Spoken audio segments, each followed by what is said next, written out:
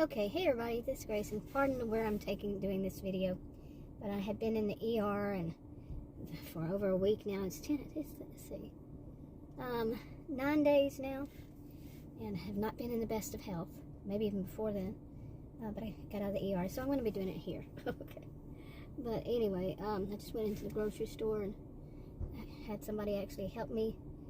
You know, it's funny that they would actually be helping me. Somebody who works there to ring up my groceries. This is a store that they do not ring up groceries. It's been that for years, from what I understand, that you have to do them yourself. It's funny, isn't it, to put somebody like me? Okay, anyway, I guess I could just make this a video for this channel. It's the observations, like, you know, made lately.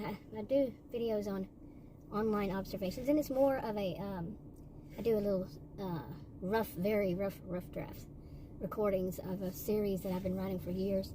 And it helps me to organize and stuff like that. They're really rough. They're not that good. So, fair warning. But maybe I'll do some things in my own observations, because in this part of the story, this storyline, Darla and Peyton are really observant about what goes on online.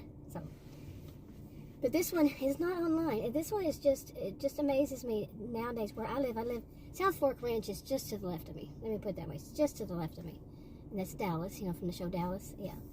But that's not in Dallas, it's in Parker. I think, yeah, Parker. And, but it's just outside of Dallas.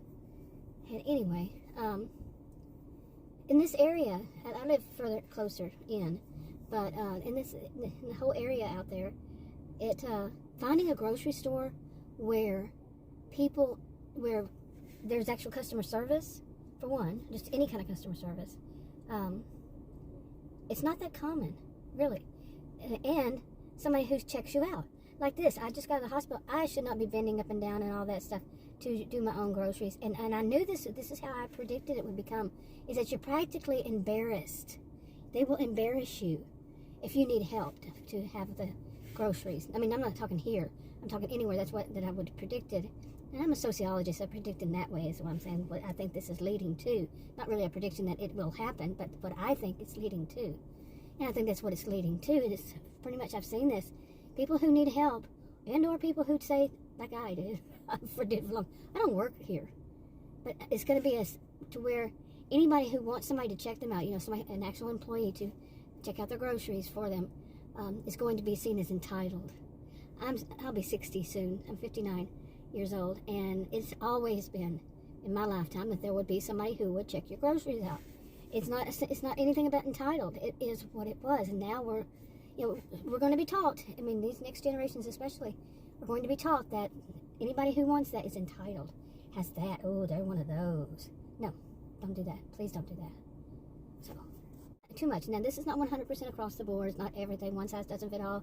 It's not everyone, every place, everything. You know, but too much of what we're taught. Some of us, like I said, not everybody, is that we have to kind of like feel sorry for these big corporations, big companies, even if they're not even big, maybe it's one store, but we're being taught, we're slowly, not even slow, well, I guess I could say slowly, being taught this, because I've seen this come up over years.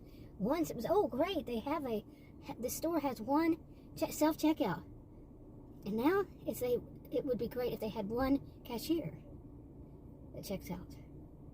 You see, I've seen this go over years, but we're taught.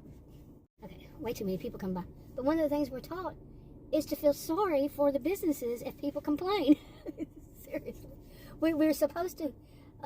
Too much of it is what I see as a sociologist. I taught at college and university.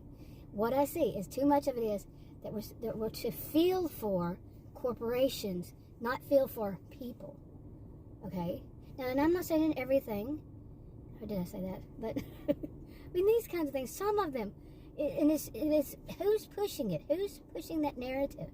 You know, especially like, I say for one of these people who say don't talk to the manager, and they have changed this whole Karen. I'm doing air quotes here, to where it's very racist, sexist, and ageist. It is. They are being the people who say Karen, the people who say, oh, she's a Karen, because what they're doing is they're picking mainly at women. Okay, that's sexist. White. That's racist, and that they're middle-aged or older. That's ageist. I taught at college and university. These are the things, some of them that I taught against. And what they're doing, and they're saying that they're entitled. You know, you wait. How many times it's going to be? You know, whenever they make videos and such like that, or shows or whatever, they're exaggerating it. And tell me, what idiot would actually video some stranger and make a video out of it and put it online? What kind of things are they setting themselves up for? What kind of, seriously, what are they setting themselves up for? Especially when they add commentary and then they put a title and descriptions and they're very much slandering the person. I see them as, instead, these are made for videos. These are not real. These are scripted. I just don't, I don't see anybody being that much of an idiot. And it's like also the ones who are doing the doxing. Either way, it's doxing. They're saying where this person was, all that kind of stuff.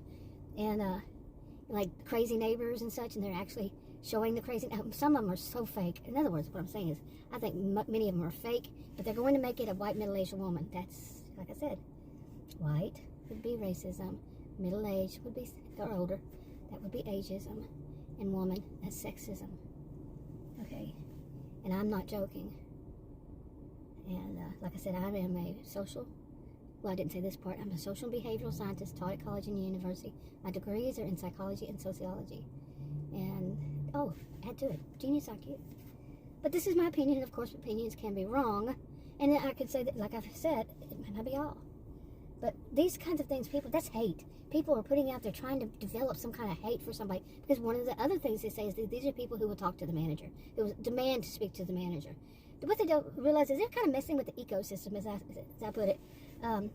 Because if there are not people out there who are saying, hey, this is wrong, you shouldn't do this or that could really literally hurt somebody in some, like a store or something like that.